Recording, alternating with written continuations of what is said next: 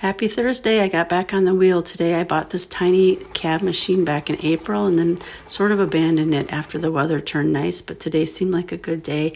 I decided to add in this agate that I found last weekend. It's a really super cool rock.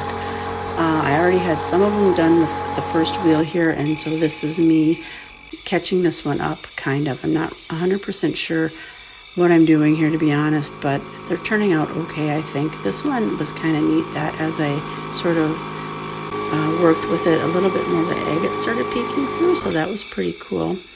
I know that you do kind of want to have a flat back on them, so I kind of try to make the back flat on all of them.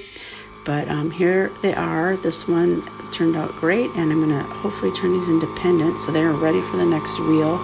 Other than this one that I started, that ended up just being a black rock. But the rest of them are good. The sun did come out, but I'm happy to say I held firm and went on to the next wheel, which you can see here is 320. The problem was that it's really soft, as you can see, and the first wheel was hard, so I ended up putting the second wheel here on top of the first wheel. I don't know if that's what you're supposed to do, but I didn't see any other choice. Anyway, it worked out. Here's my first one that I did on the second wheel. Here's an example of why you want to wear glasses. They are slippery little rocks. They'll fly out of there. But the second wheel really made everything a lot smoother.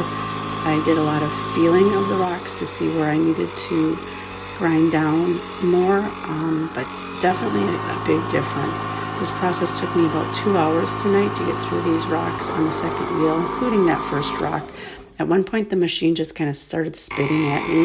I don't know. I took some water out. I don't know what happened there, but anyway, I moved on, and then here is a rock that is really pretty. This one I had to be really careful not to take too much rock off. I didn't want to lose that pattern. Here's a really pretty piece of Larimar. All of these rocks were ones I found other than the Larimar. I did have a casualty with this disc.